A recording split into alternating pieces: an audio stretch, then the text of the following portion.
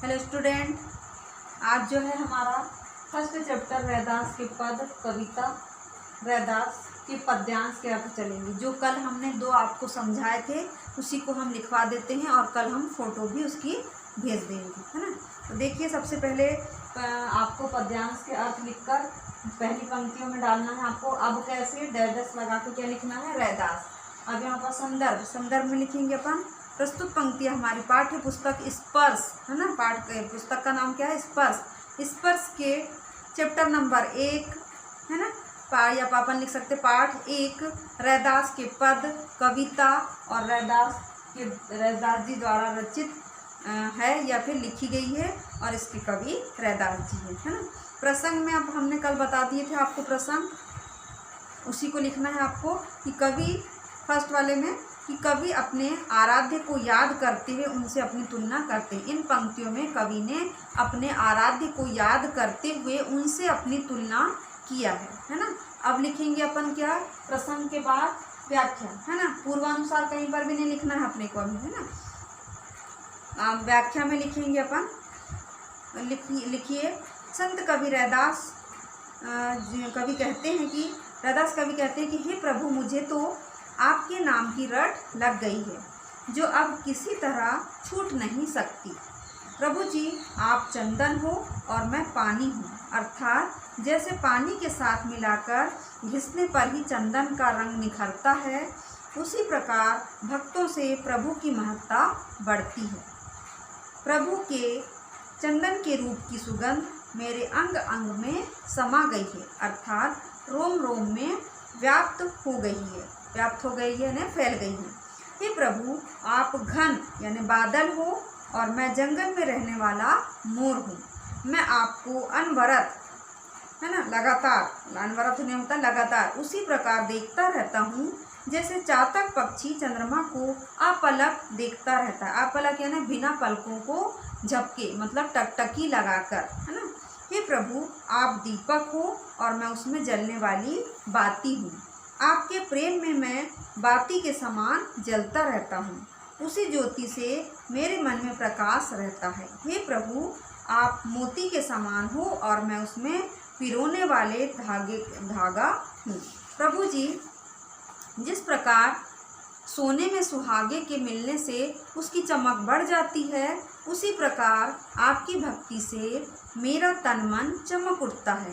अंत में कवि रविदास जी कहते हैं कि हे प्रभु, आप स्वामी हो और मैं आपका दास हूँ, तो मैं आपकी भक्ति इसी तरह करता हूँ, है ना।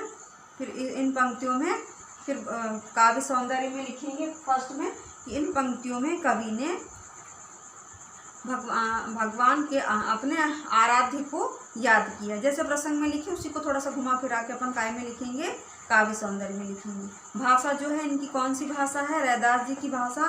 कल हमने बताए थे आपको जीवन परिचय पढ़ते समय ब्रज भाषा का इन्होंने प्रयोग किया है ना। उसके बाद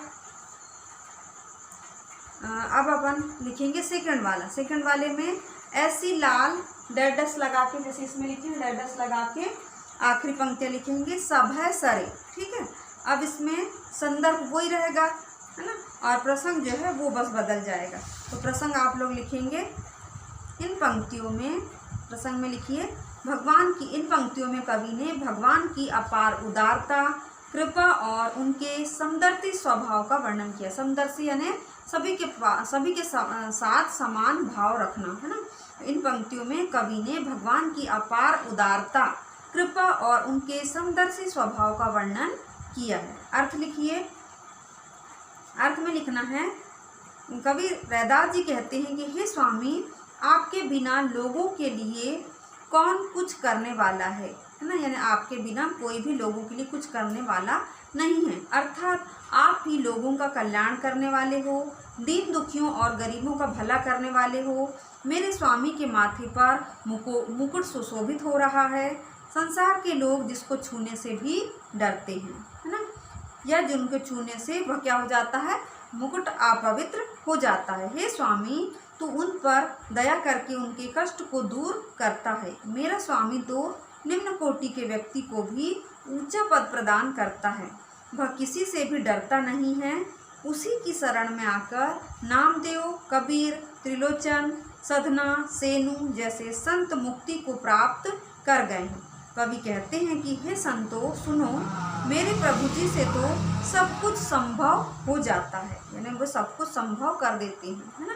अर्थात हर असंभव काम भी क्या हो जाता है, बन जाता है ना। फिर इसमें वही काव्य सौंदर्य में क्या लिखेंगे अपन, काव्य सौंदर्य में पहला लिखेंगे कि यहाँ पर जो है उनके ईश्वर जो है, ईश्वर को क्या बताया गया है, ईश्वर के स्वभाव को समदर्शी स्वभाव का बताया गया है। और सेकंड वाले में लिखेंगे ब्रज भाषा का प्रयोग किया गया है ना।